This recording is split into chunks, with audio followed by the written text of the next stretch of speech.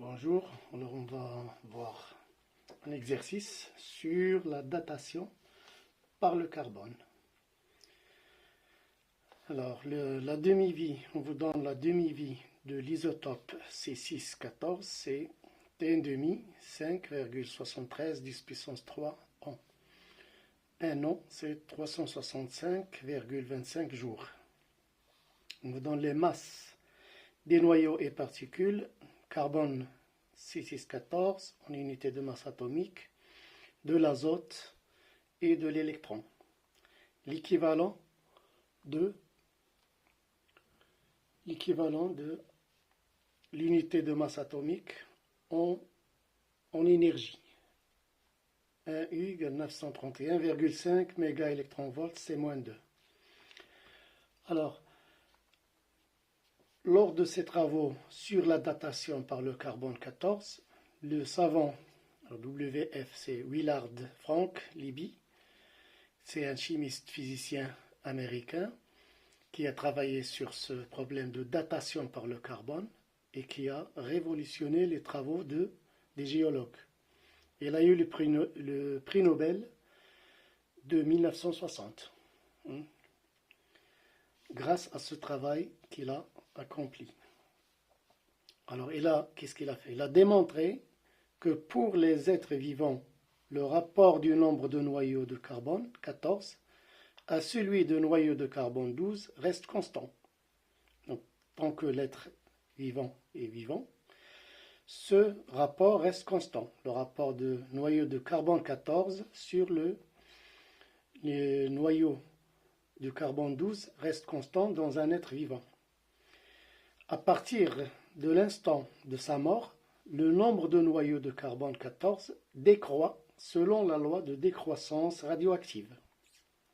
Voilà, donc ça c'est le travail qu'il a fait, ce chimiste physicien américain, et il a eu le prix Nobel pour ça.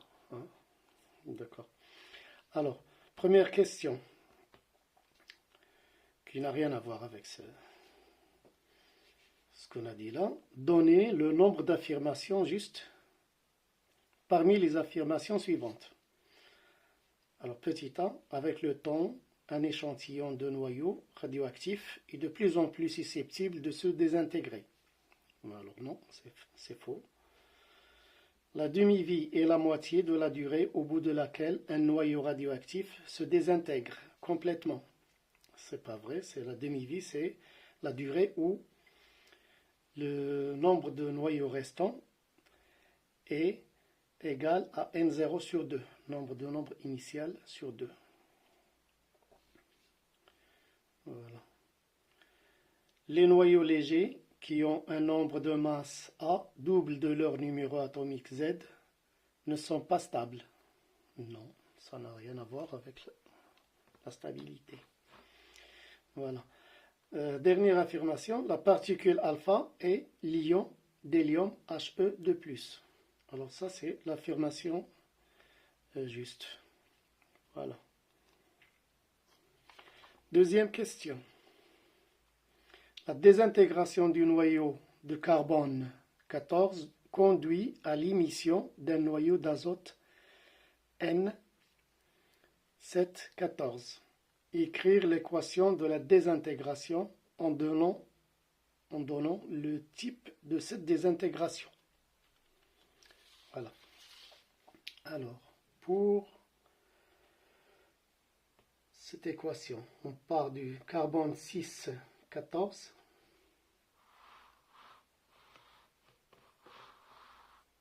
C614, voilà, qui va vous donner,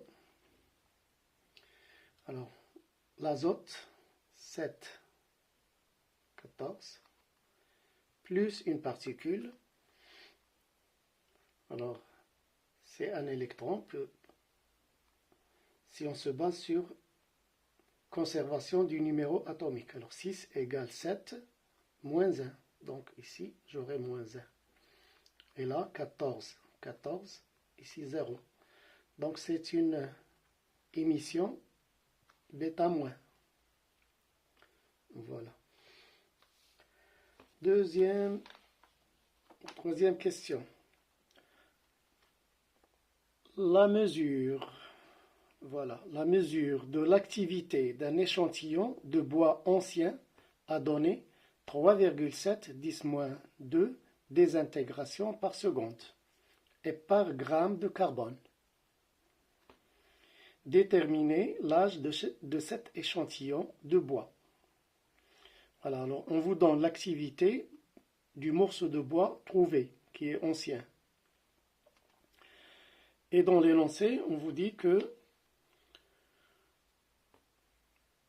ceci correspond à une activité de 13,6 désintégrations par minute et par gramme de carbone extrait d'un être vivant. Donc, un être vivant, l'activité de cet échantillon lorsqu'il est vivant, c'est 13,6 désintégrations par minute. Alors, dans un être vivant, c'est 13,6 désintégrations par minute. Mais à l'instant de sa découverte, après sa mort, c'est 3,7 10-2 désintégrations par seconde.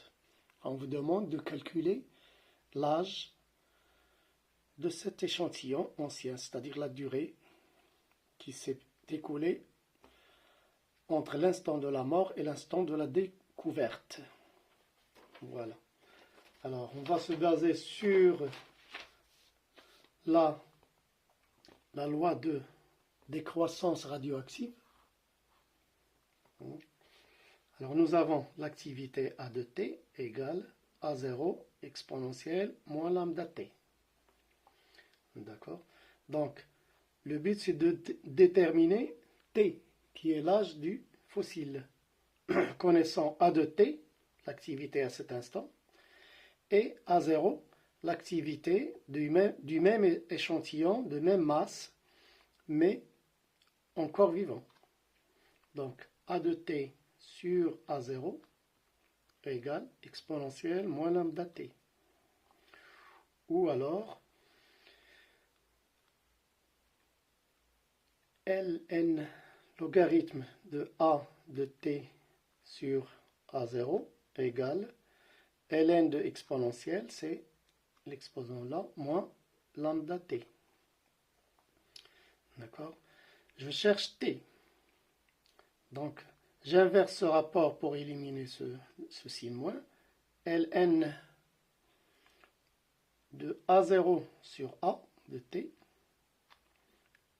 égale plus lambda t. C'est-à-dire t, l'âge du fossile, t égale 1 sur lambda, logarithme de A0 sur A de t. Alors voilà l'expression que l'on cherche. Maintenant, on va remplacer avec les valeurs numériques. Alors lambda, c'est ln de 2 sur tn demi. Donc, j'obtiens t, c'est ln de 2 sur tn demi fois ln de A0 sur A de t. Voilà. Alors, les valeurs numériques. J'ai A0. C'est égal à, dans les données, c'est 13,6. C'est l'activité, c'est toujours l'activité de l'échantillon vivant. Désintégration par minute, qu'il faut convertir en désintégration par seconde, donc divisé par 60. Une minute, c'est 60 secondes. On trouve 0,226 désintégration par seconde, ou becquerel. A de t, c'est donné, c'est mesuré lors de la découverte, et c'est égal à 3,7 10-2 désintégration par seconde. Donc même unité. Hein. Voilà, pour ce rapport. Tn demi, c'est égal à 5,73 10 puissance 3 en. D'accord? Donc on peut laisser ici en, et on trouvera l'âge avec la même unité en. Donc on remplace ici, pour l'application numérique, t égale ln de 2, 0,69 à peu près, sur 5,73 10 puissance 3,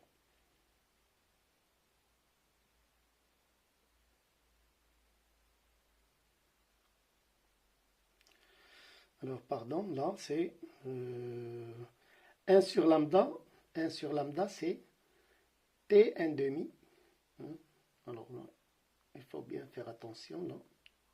t 1 demi sur ln de 2, ici, hein. Donc faites attention là. Donc ici aussi, ça va donner, voilà, il faut bien faire attention à ces calculs. Donc là c'est 5,73 10 puissance 3 divisé par 0,69. Comment j'ai découvert que je me suis trompé ici? Avec les unités, hein. J'ai mis ici le long, c'était en bas, donc c'est en moins 1. Or t c'est en. Donc voilà, il faut bien suivre ces calculs. Même si on se trompe, il faut découvrir son erreur, hein. Donc là, voilà, t en ln de A0, 13, non, 0,226, des intégrations par seconde. Il ne faut pas utiliser des intégrations par minute, sinon on n'aura pas l'homogénéité des résultats du rapport, sur 3,7 10 moins 2. Voilà. Alors, avec une bande calculette, il faut faire ces calculs, hein. Refaites ces calculs vous-même. Personne ne le fera à votre place le jour de l'examen. Donc, il ne faut pas hésiter, hein. On trouve t égale 1,5 10 puissance 4 ans. Alors, voici l'âge du fossile. Voilà.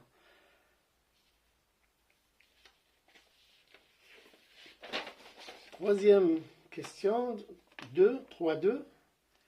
Calculer, alors, calculer en unité mégaélectronvolts l'énergie libérée, delta E, par des intégrations totales du carbone 14 se trouvant dans 1 gramme de carbone de cet échantillon à partir de la date de sa mort. Alors, ça revient à dire calculer l'énergie libérée par la désintégration d'1 gramme de carbone de cet échantillon